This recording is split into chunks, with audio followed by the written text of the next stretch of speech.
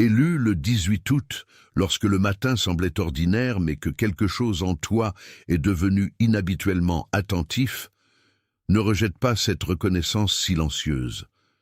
Le message que tu as perçu n'était pas une licence pour prendre une décision inconsidérée, et il n'était pas la preuve que chaque désir deviendra immédiatement réalité. C'était une invitation à faire pause, à écouter et à obéir à la vérité que Dieu a déjà placée devant toi.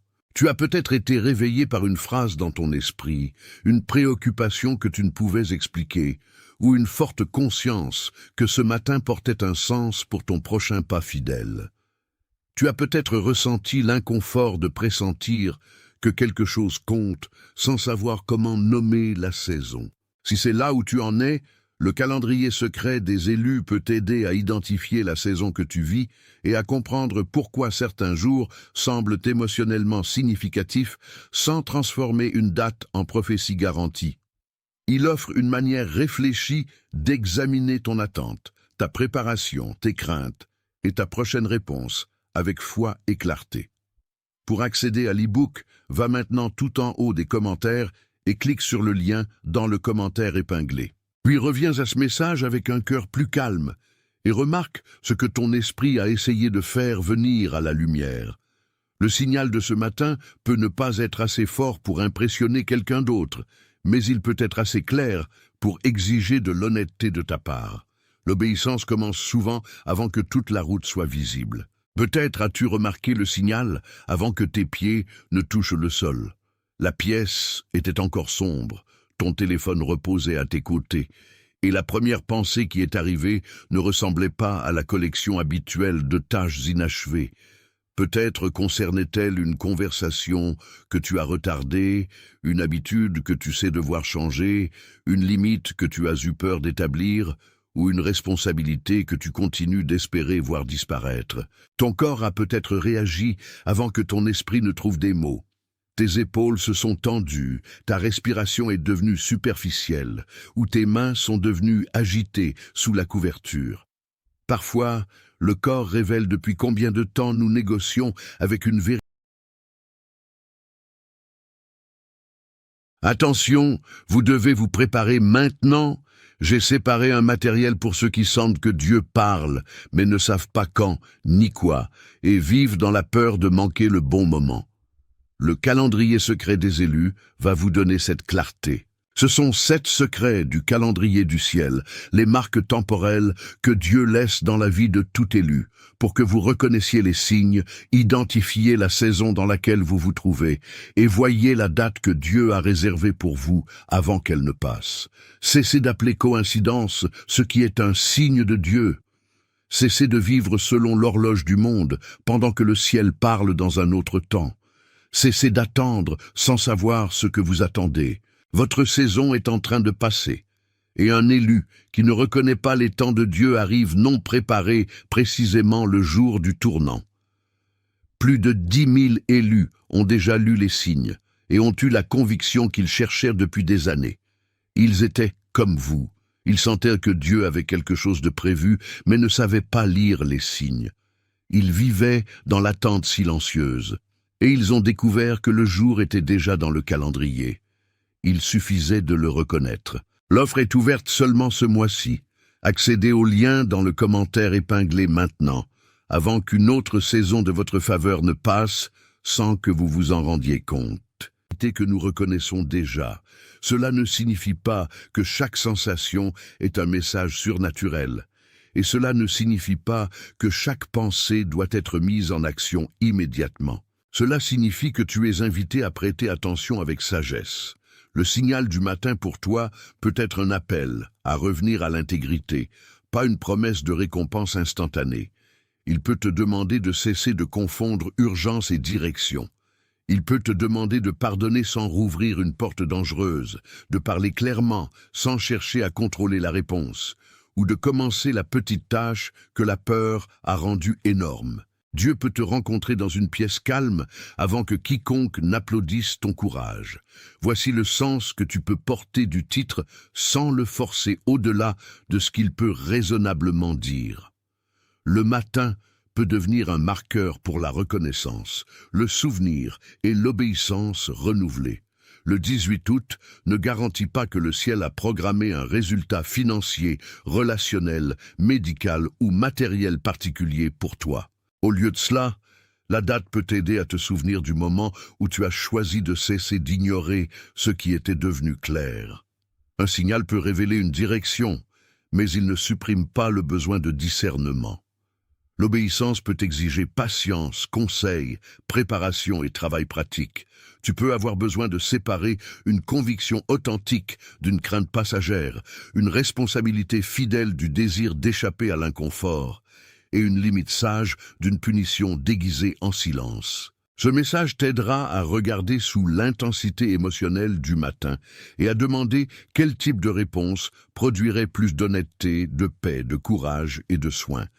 Tu peux examiner si le prochain pas est d'attendre sans panique, de préparer sans tout annoncer, de fermer un cycle sans amertume, de reconstruire ce qui est sain ou de recommencer sans prétendre que le passé n'est jamais arrivé.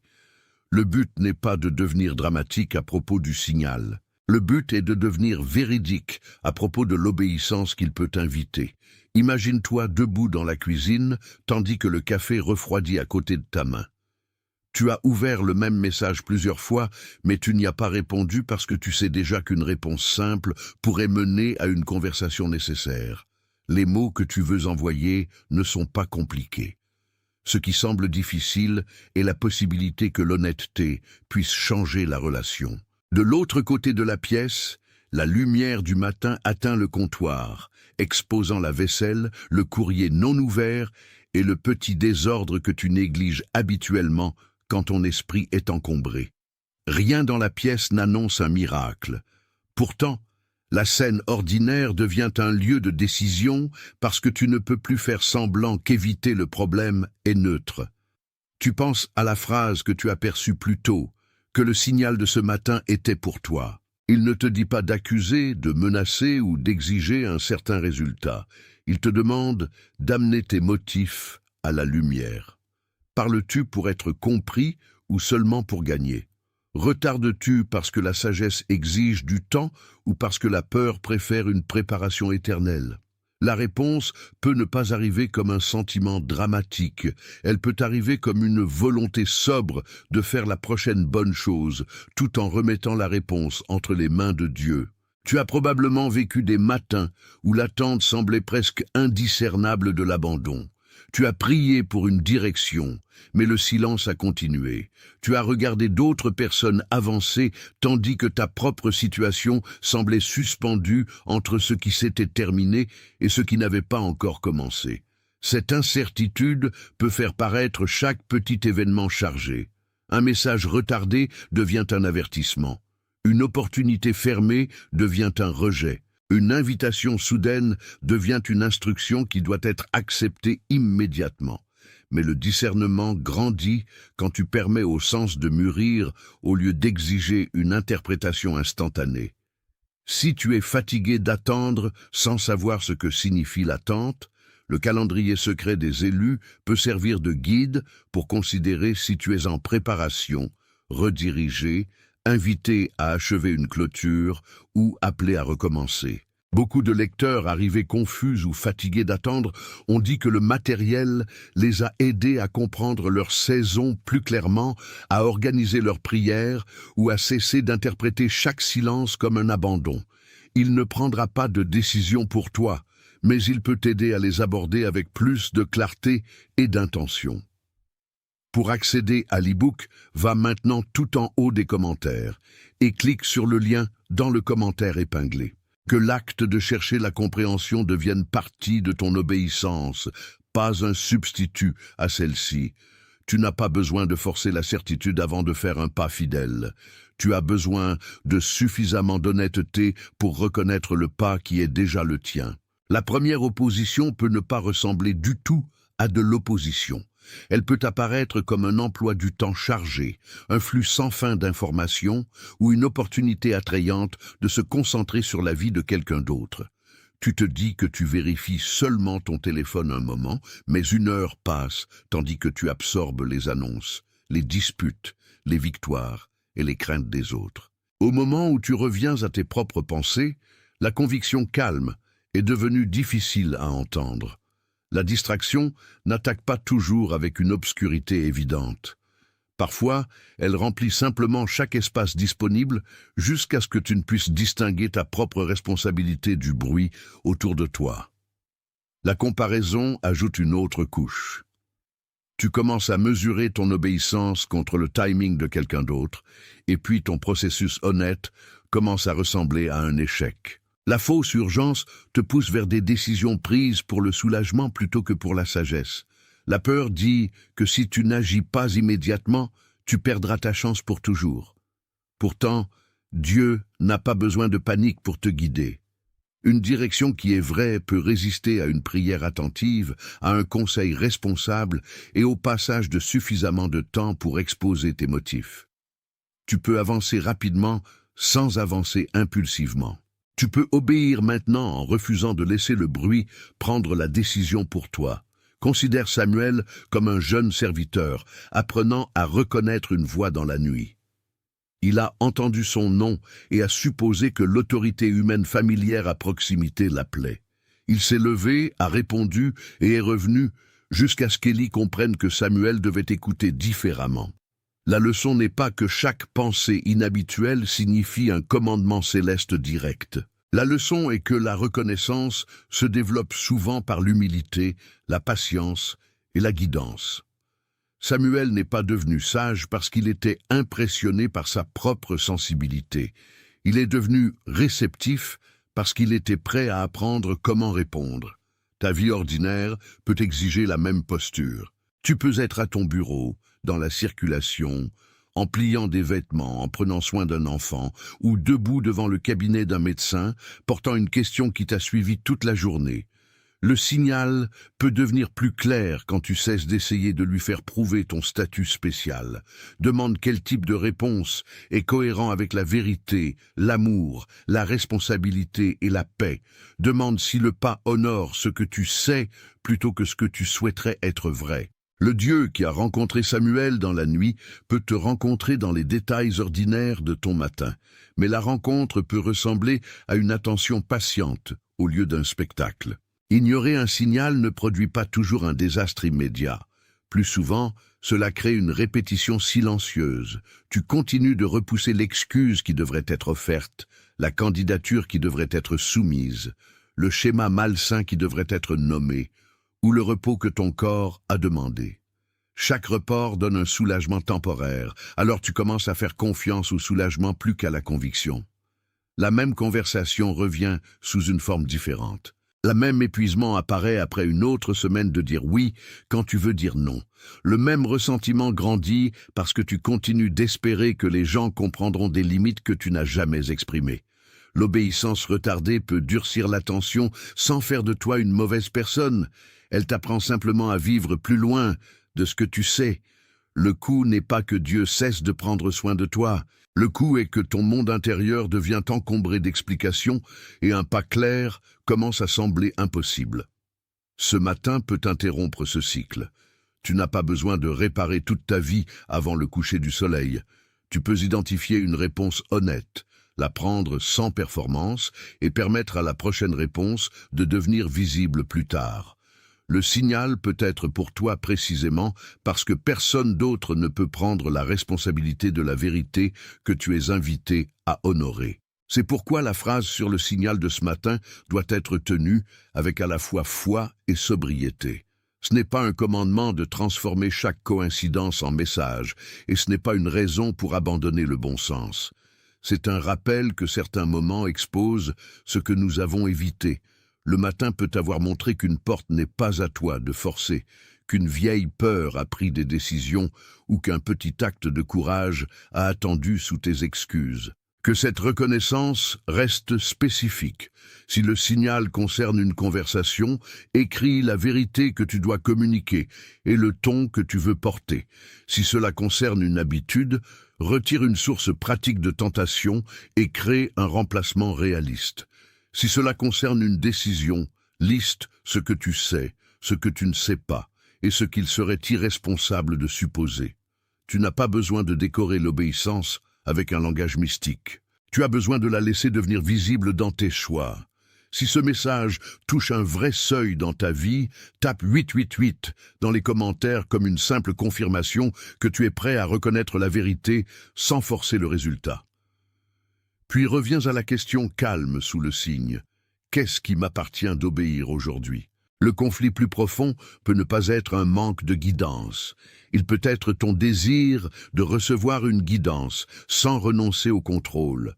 Tu veux un signal si complet qu'aucun risque ne reste, une phrase si précise qu'aucune conversation n'est requise, et un signe si public que personne ne peut questionner ton choix.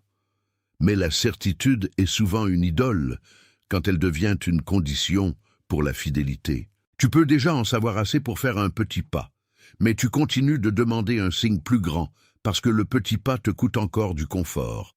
Le schéma interne est subtil. Tu traites les questions sans réponse comme une permission d'éviter celles qui ont une réponse. Tu te concentres sur la sécurité du futur tout en négligeant si la réponse présente est honnête. Ce schéma n'a pas besoin de condamnation. Il a besoin d'être nommé pour perdre son autorité. Quand tu le remarques, place une main sur ta poitrine et respire assez lentement pour entendre tes propres mots. Dis ce que tu sais sans exagération. Dis ce qui reste incertain sans prétendre que c'est réglé. Puis demande quelle action serait encore fidèle si le résultat prenait plus de temps que tu ne l'espérais. Cette question te fait passer de la demande de contrôle à la pratique de la confiance. Et elle te prépare à comprendre la racine sous le signal du matin. La reconnaissance seule ne suffit pas quand tu ne sais toujours pas comment la porter dans un mardi après-midi, une relation difficile ou une décision prise sous pression. Si tu as identifié le schéma mais que tu as besoin d'aide pour transformer la conscience en un prochain pas fidèle, le calendrier secret des élus peut devenir un compagnon pratique pour la réflexion, la prière, le discernement et les décisions quotidiennes. Il peut t'aider à examiner si la peur parle plus fort que la direction, si l'attente forme la patience ou cache l'évitement, et quelle action responsable est disponible sans panique. Tu peux revenir à ces idées centrales quand une autre saison commence et les utiliser pour ralentir tes réactions avant qu'elles ne deviennent des choix. Pour accéder à l'e-book, va maintenant tout en haut des commentaires et clique sur le lien dans le commentaire épinglé. Puis apporte ce que tu as lu dans la pratique ordinaire, parce que la compréhension devient fructueuse quand elle change la façon dont tu parles, fais pause, te prépare et relâche le contrôle. La racine n'est pas que tu es incapable d'entendre. La racine peut être que tu as appris à te méfier de toi-même chaque fois que l'obéissance devient inconfortable. Cette méfiance peut être guérie par une attention patiente, un conseil honnête et de petits actes répétés qui s'accordent avec ce que tu sais. Ton esprit peut analyser le signal, ton corps peut y réagir, et ton esprit peut reconnaître un poids moral ou dévotionnel en lui.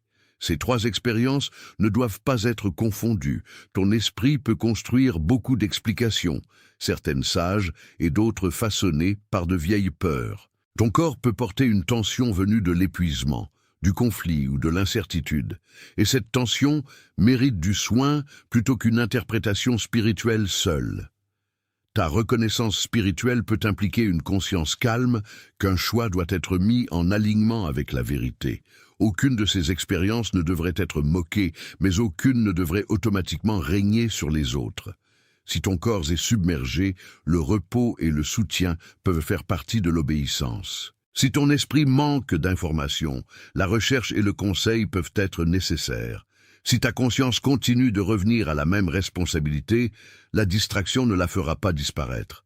Tu peux t'asseoir avec les trois couches sans te précipiter pour nommer tout le futur.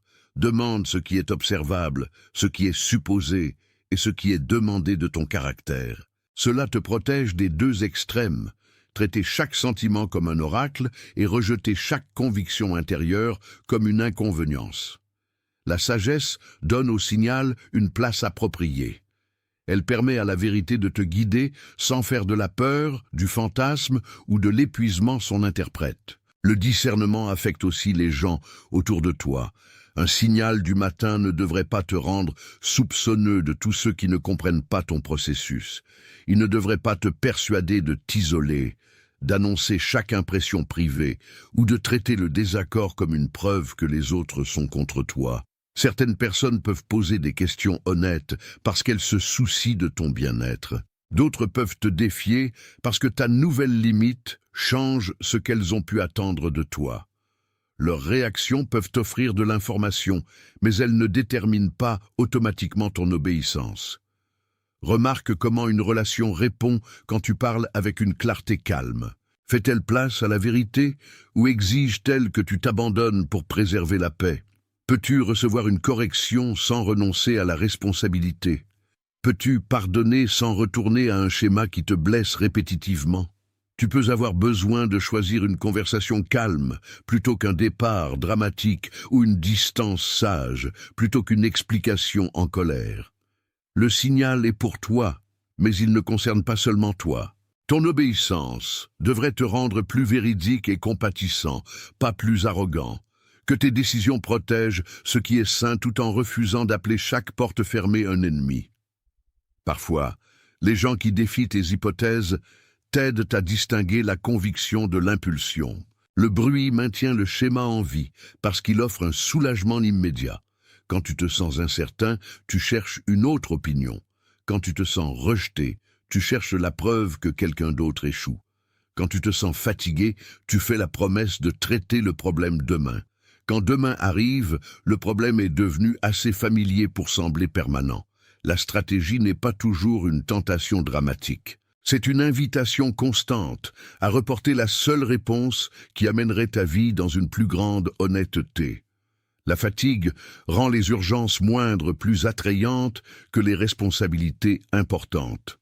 Le retard donne à la peur le temps de créer des conséquences imaginaires.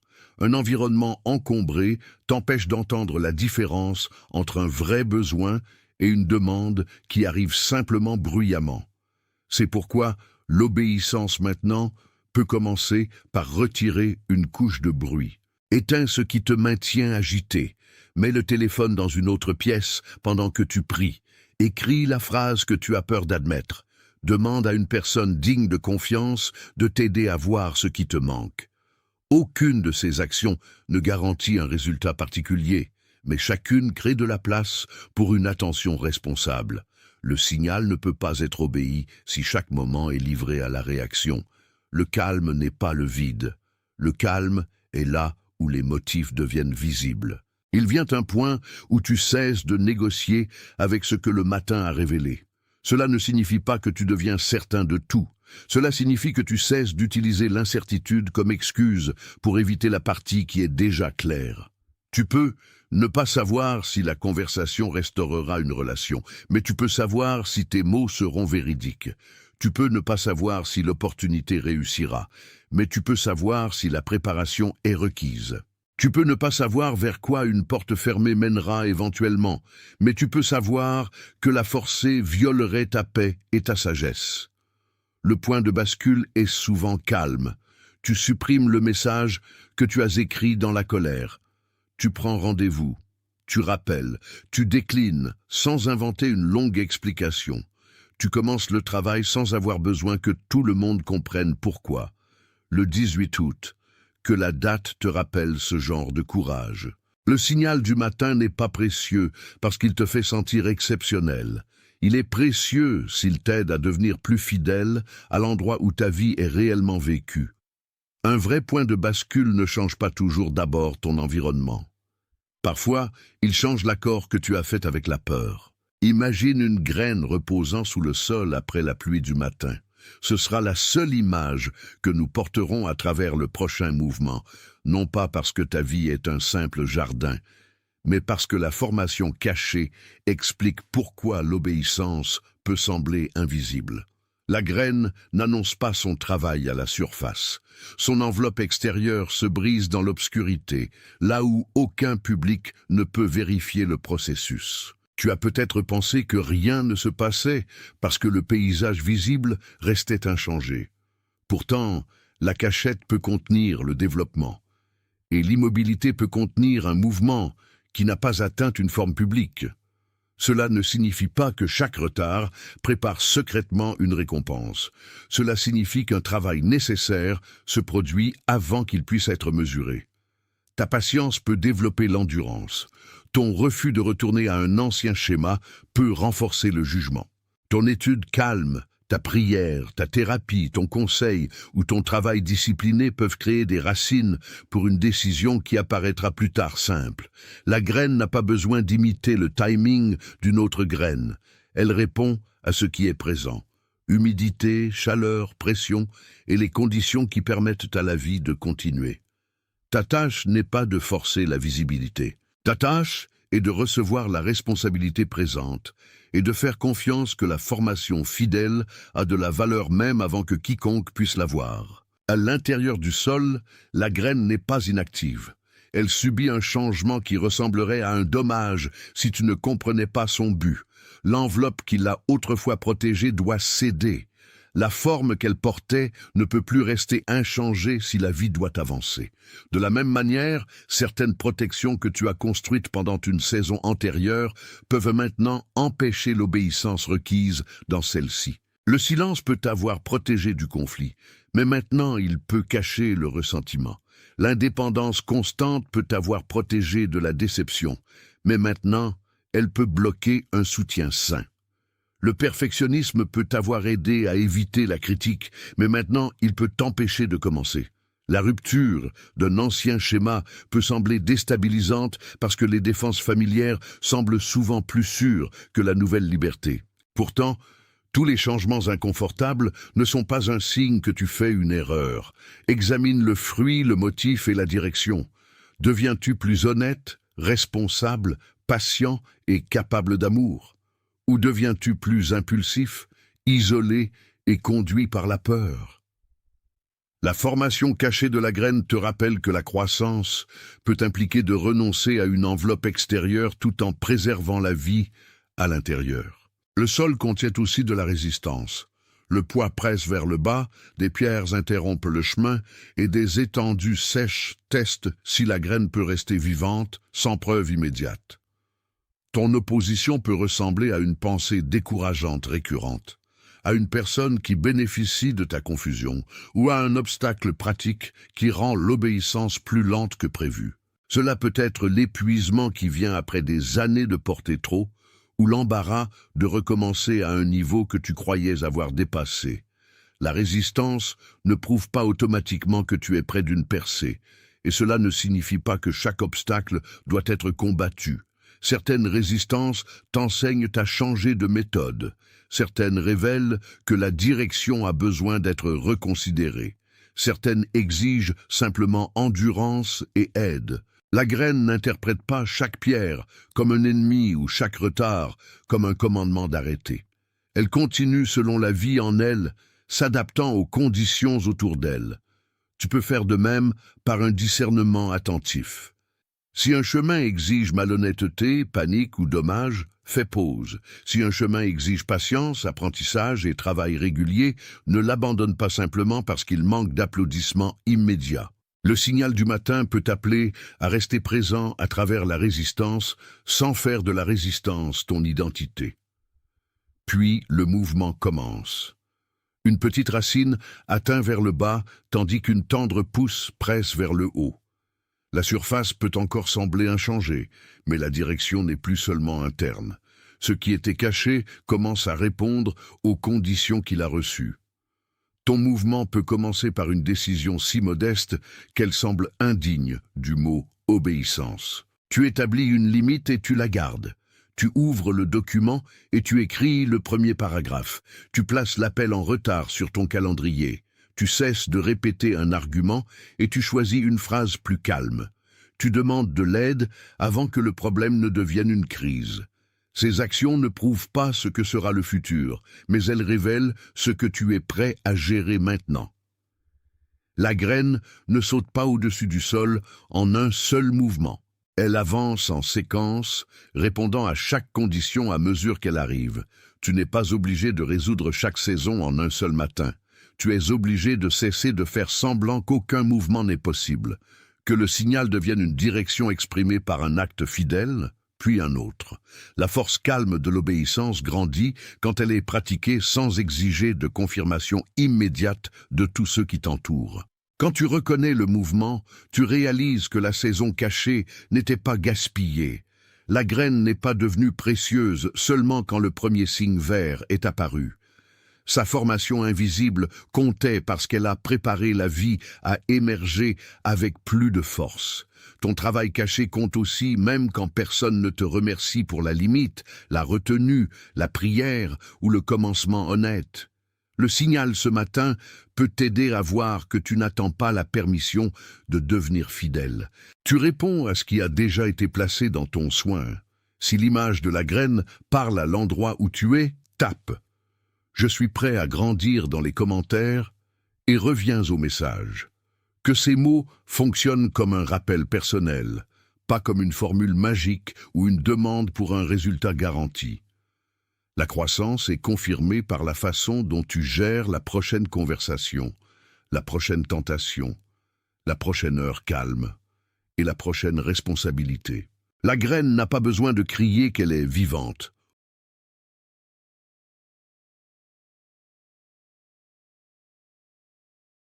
Attention, vous devez vous préparer maintenant. J'ai séparé un matériel pour ceux qui sentent que Dieu parle, mais ne savent pas quand, ni quoi, et vivent dans la peur de manquer le bon moment.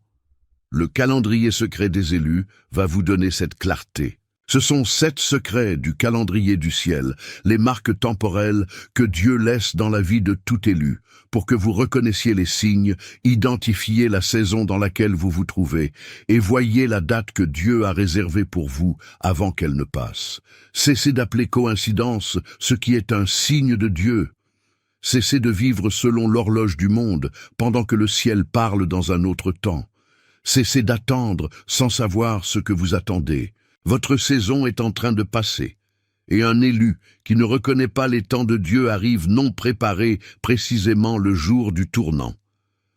Plus de 10 000 élus ont déjà lu les signes et ont eu la conviction qu'ils cherchèrent depuis des années. Ils étaient comme vous. Ils sentaient que Dieu avait quelque chose de prévu, mais ne savaient pas lire les signes. Ils vivaient dans l'attente silencieuse, et ils ont découvert que le jour était déjà dans le calendrier. Il suffisait de le reconnaître. L'offre est ouverte seulement ce mois-ci. Accédez au lien dans le commentaire épinglé maintenant, avant qu'une autre saison de votre faveur ne passe sans que vous vous en rendiez compte.